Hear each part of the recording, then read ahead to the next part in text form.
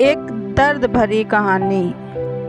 बबीता और श्यामलाल की एक बेटी थी साधना। साधना को बचपन में ही पोलियो मार गया था, जिससे वह एक पैर से अपाहिज हो गई थी।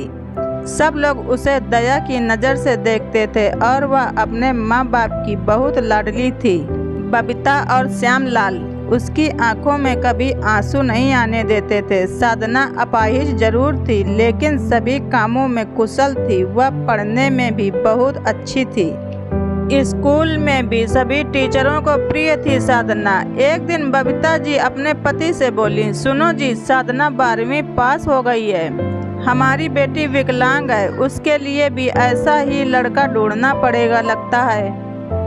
उसकी शादी करने में बहुत मुश्किलें आएंगी, इसलिए अभी से लड़का ढूंढना शुरू कर दो। श्यामलाल, हाँ बबीता, सही कह रही हो। साधना कितनी सुंदर है और सर्वगुण संपन्न है, लेकिन पैर की वजह से मेरी बेटी की जिंदगी खराब हो गई। साधना ने अपने माँ और पापा की बात सुन ली थी। वह उनके पास आकर बोली, पापा, क्या मैं आप सब पर बोझ हूँ?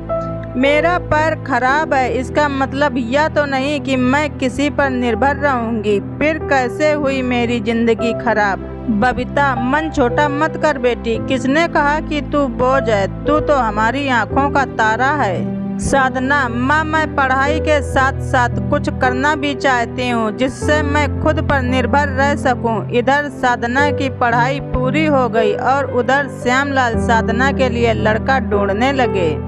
इसी बीच साधना के लिए निर्मल का रिश्ता आया। निर्मल एक अच्छी फैक्ट्री में काम करता था। निर्मल अपनी माँ सुनीता और अपने पिता दयानंद के साथ साधना को देखने उसके घर आया। दयानंद, अरे बेटा, लड़की का तो पैर खराब है। निर्मल, पिताजी, अगर मैं विकलांग लड़की से शादी करूंगा तो मुझे किसी का जीवन संभालने का सौभाग्य मिलेगा। सुनीता, बेटा, तेरी जिंदगी है, जो भी फैसला ले सोच समझ कर लेना। निर्मल, देखिए साधना जी, मैंने आपकी जितनी तारीफ सुनी, मैं खुद को आपसे मिलने से रोक नहीं पाया। क्या आप शादी के लिए राजी हैं? साधना, निर्मल जी, मैं एक विकलांग लड़की हूं और आप पूर्ण रूप से स्वस्थ हैं। क्या आप एक विकलांग लड़की को स्वीकार करेंगे? निर्मल, साधना, मैं जिंदगी भर आपका सहारा बनने के लिए तैयार हूं, अगर आपको ऐतराज ना हो तो। साधना, अगर आप तैयार हैं तो मैं भी खुश नसीब हूं कि मुझे आप जैसा जीवन साथी मिलेगा। साधना और निर्मल की बहुत धूमधाम से शादी हुई। चारों तरफ चर्चा थी कि बड़ी भाग्यशाली है साधना, जो विकलांग होते हुए भी उसे इतना अच्छा पति मिला। सुनीता बहू, आज तुम्हारा पहला दिन है ससुराल में, तुम इतनी जल्दी कैसे उठ गई? आराम से उठ जाती।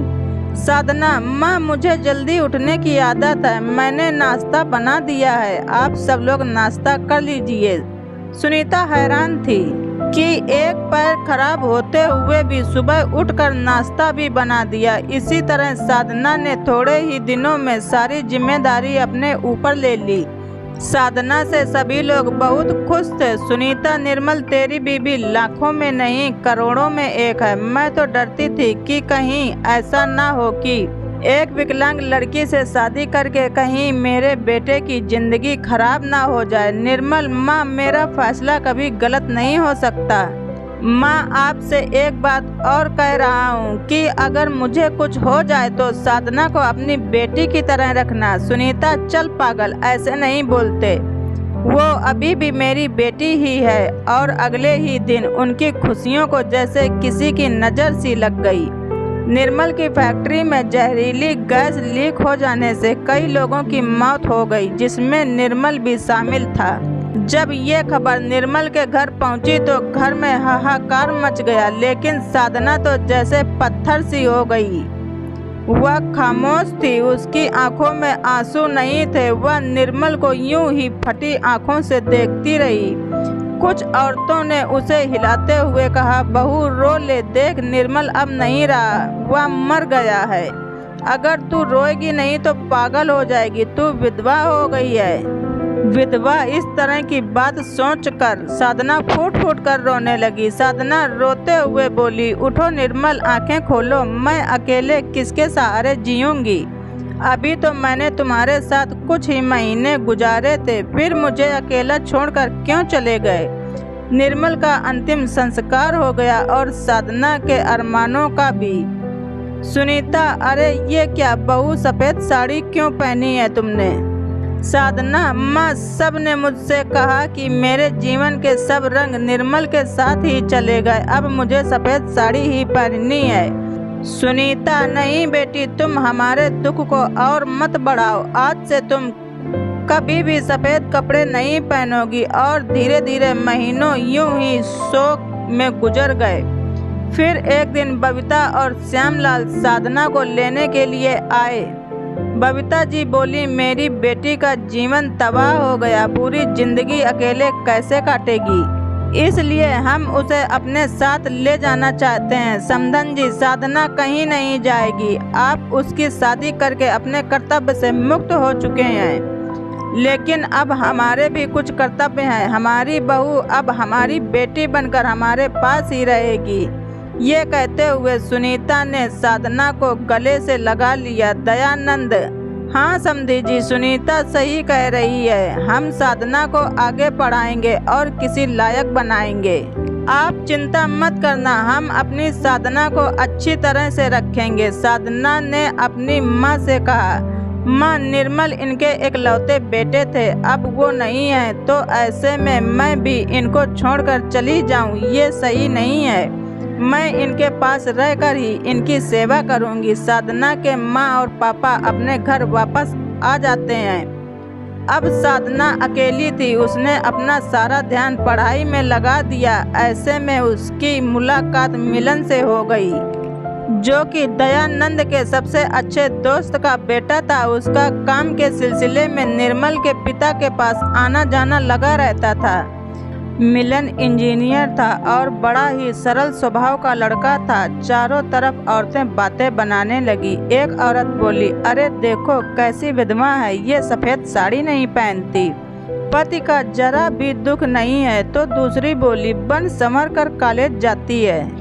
बेचारे सुनीता और दयानंद का तो बुढ़ापा ही खराब है। तीसरी औरत ने कहा, पहले इस लड़के का घर में आना जाना ठीक था, लेकिन अब निर्मल नहीं है तो इस जवान विधवा बहू के घर नहीं आना चाहिए।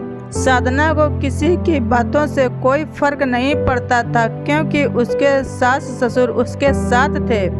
सुनीता जब इतनी अच्छी बहू के लिए लोगों के ये ताने सुनती तो वह तड़प उठती थी, रोने लगती थी। साधना ने अपनी मेहनत से बीएड कर ली और विकलांग कोड में वह एक टीचर बन गई। सुनीता, सुनो, निर्मल के पापा, हमारी साधना अब एक टीचर बन गई है।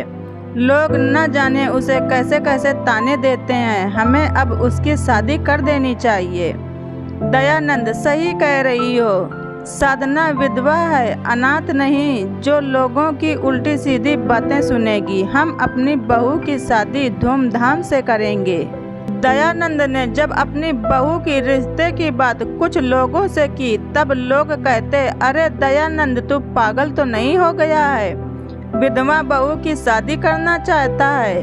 दयानंद, हाँ, मैं उसकी शादी करना चाहता हूँ, उसकी जिंदगी से विधवा शब्द हमेशा के लिए हटाना चाहता हूँ। तभी वहाँ मिलन आ जाता है और कहता है कि अंकल जी, अगर आप मुझे साधना के काबिल समझें तो मैं आपकी बहू से शादी करने के लिए तैयार हूँ। दयानंद, मिलन तुम? हाँ मैं। दयानंद, मुझे यकीन ही नहीं हो रहा है कि मेरी बेटी को तुम्हारे जैसा लायक और होनहार बेटा पसंद करेगा। मुझे तुम पर पूरा भरोसा है, मैं इस शादी के लिए तैयार हूँ। तभी दयानंद घर आकर के साधना से कहता है, साधना बेटी, तुम जानती हो मैंने हमेशा तुम्हें अपनी बेटी से बढ़कर माना है, और मैं चाहता हूँ कि तुम्हारी जिंदगी के अधूरे सपनों को पूरा करूँ। मैं तुम्हारी शादी मिलन से करना चाहता हूँ। तुम्हें कोई ऐतराज तो नहीं है? साधना, पिताजी, निर्मल की जगह शायद ही मैं किसी को दे पाऊँ, लेकिन आपने जो मेरे लिए किया है वो कोई कर नहीं सकता। आपका फैसला मेरे सर आँखों पर, जैसा आप कहें मुझे मंजूर है। और फिर साधना और मिलन की शादी धूमधाम से हो जाती है और सब खुशी खुशी रहने लगते हैं। तो दोस्तों, ये कहानी आप सबको कैसी लगी कमेंट कर ज़रूर बताएं। कहानी अच्छी लगे तो ज़्यादा से ज़्यादा शेयर करें और मेरे चैनल पर नए हैं तो चैनल को सब्सक्राइब करना ना भूलें। धन्यवाद। ऋचा वाइस।